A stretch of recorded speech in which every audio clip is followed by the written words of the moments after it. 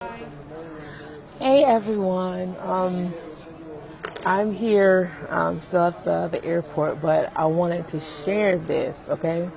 Um, Hold on a minute.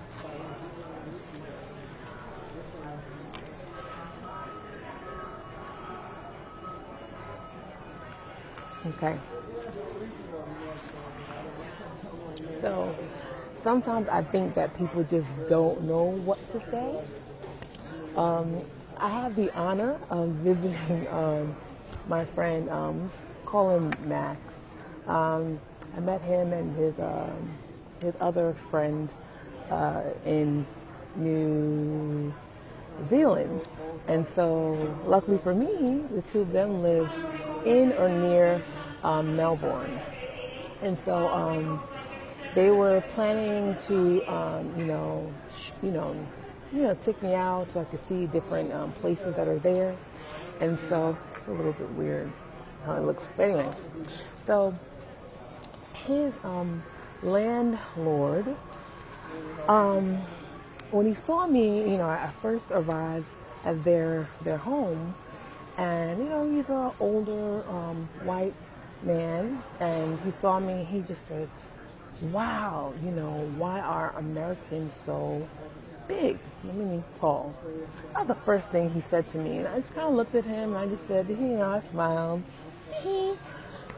and whatever.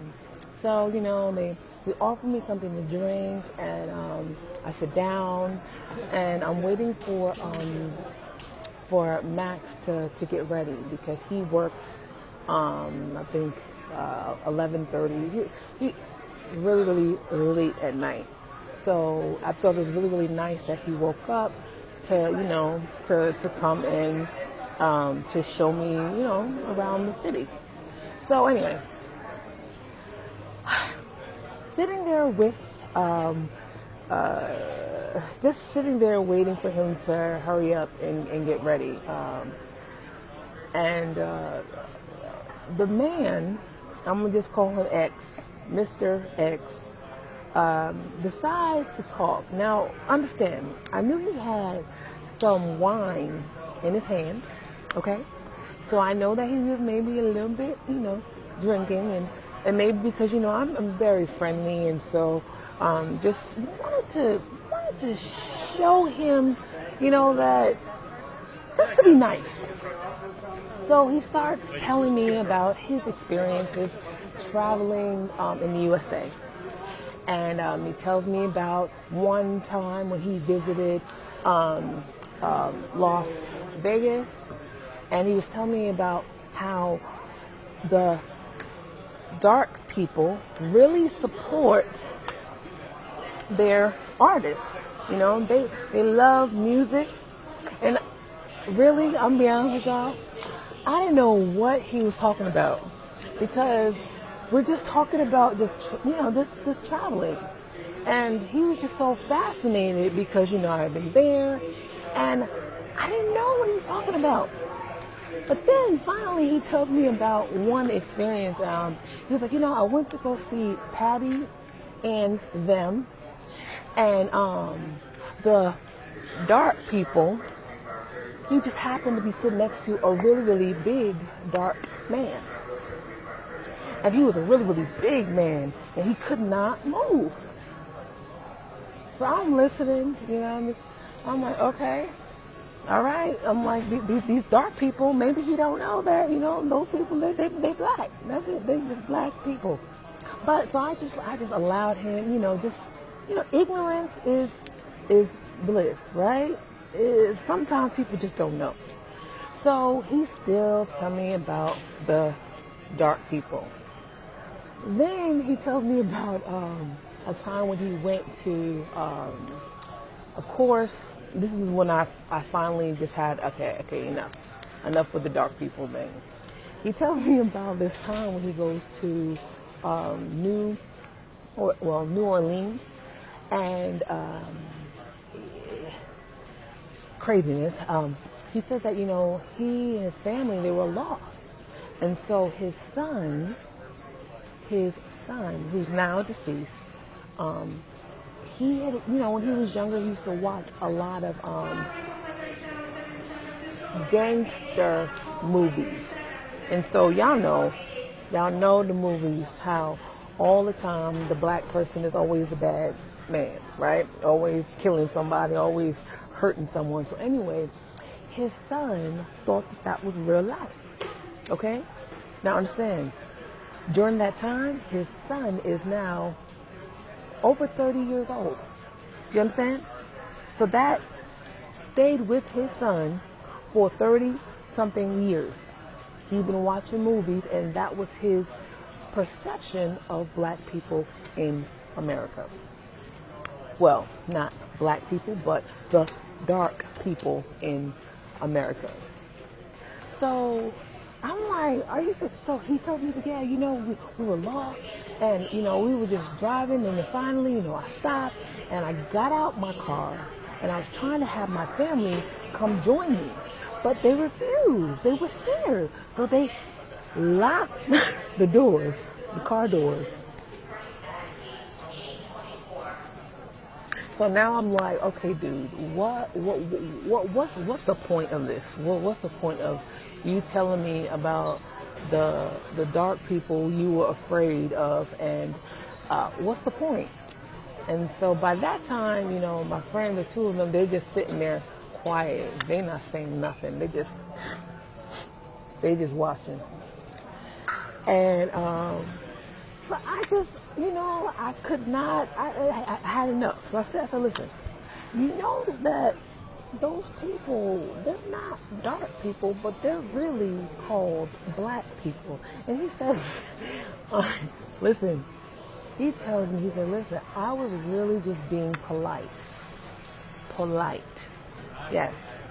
And he was, straight, his face was so serious. He said that was his way of being nice. So I guess I'm sharing this to tell y'all, people perceive black people how they perceive them. And sometimes they really don't know. And I think maybe he been, keeping that story inside his heart for how many years, and now he has the opportunity to share that with a dark woman, and maybe he needed to just share that and get it off his chest or whatever. I don't know, and I don't care. But the point is, I don't think that everyone who is racist realizes that they're racist. Like that was, I don't think that he realized that this conversation that we were having that was really going south. I had enough, and I just said to him, I said, listen, it was really, really nice to meet you, because he wanted me to meet his wife, because I was really, really tall and his wife was really, really short. Yeah. So he just was so fascinated by that. So I was thinking to myself, like, I'm not a museum attraction. And if I was, I would need to charge you. But anyway, I'm not. And so I'm going to just tell you that people, everywhere you go, you're going to have racism. You're always going to have some people who are going to perceive you how they perceive you because of movies. Yes. Like, that should tell you the power, the full power of movies and media. Because when people see that, they just, they think that that's real. Like, they don't know the difference.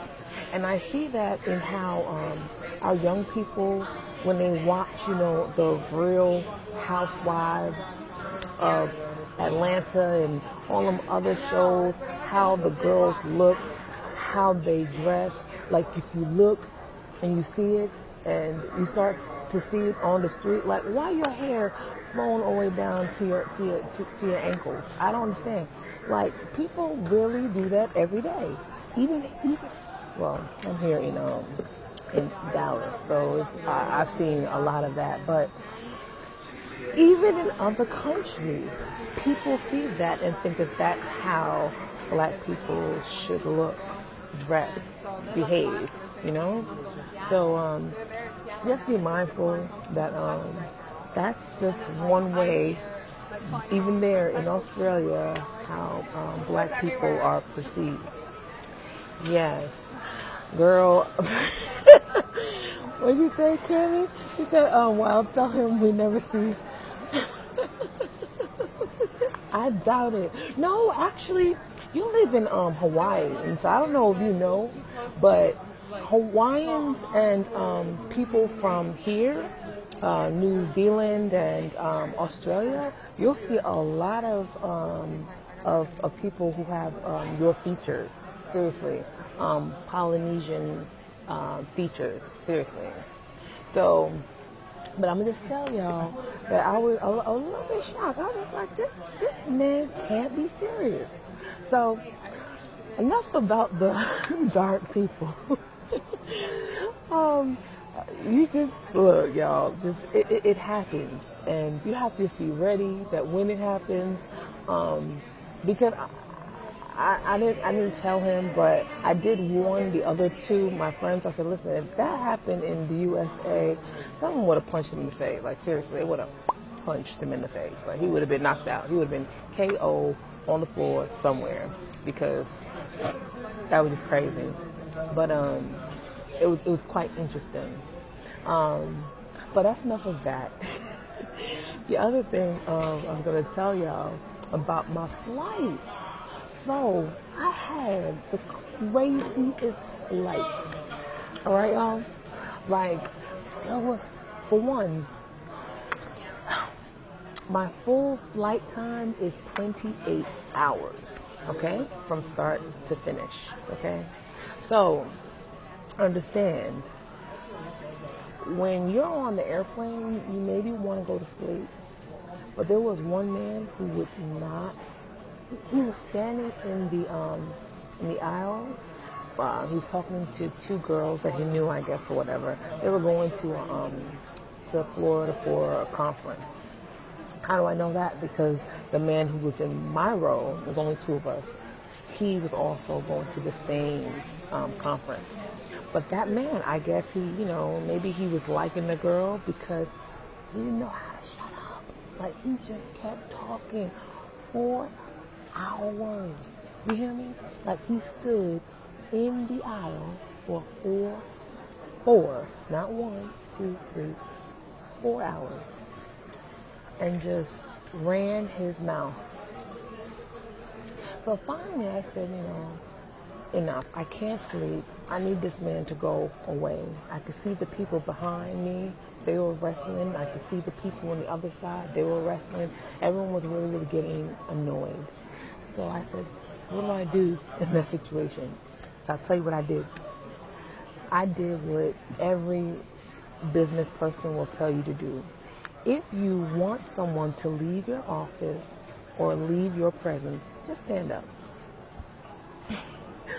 I stood up, but I didn't just stand up like, in my aisle. I stood up and just stood, right beside him. Like, so he was here and I was here. I didn't say anything. I just stood up.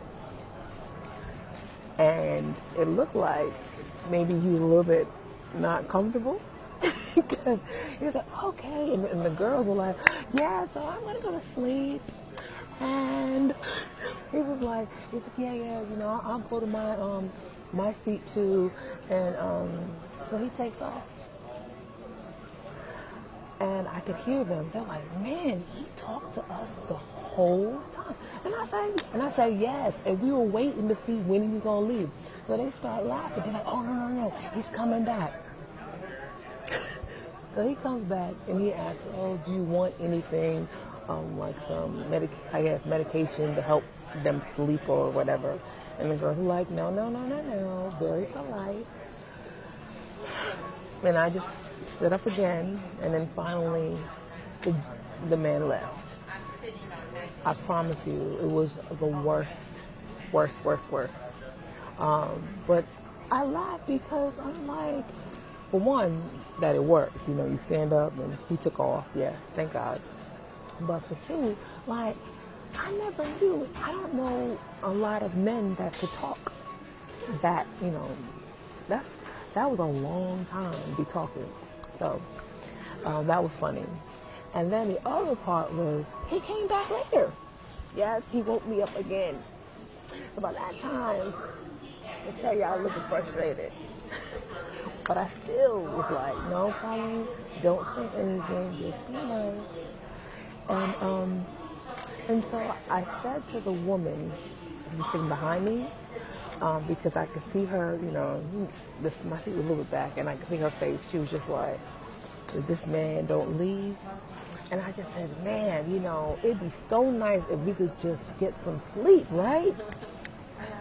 And so she starts laughing, and I guess he had the hint that he was not welcome anymore. So he left. So that was my little story. Weird, just like weird, but I met some of the most interesting people. Those people, they were going to a Microsoft conference, and the young woman that I met, she was going to an Apple conference. So you just never know. You never know who can bless you, because that man who sat beside me, we talked a little bit about faith, and he shared that he had never had an experience where he felt like, yes, Jesus, I believe, He said, I believe that, yes, that there is a higher power, but he never had a personal experience. And so I gave him a book to read, and then I pointed him to the Bible. So hopefully he'll be blessed. But I love y'all. Thank you for watching this craziness and being interested in my world of weird, just weird, exciting and weird. All right, love y'all. Peace.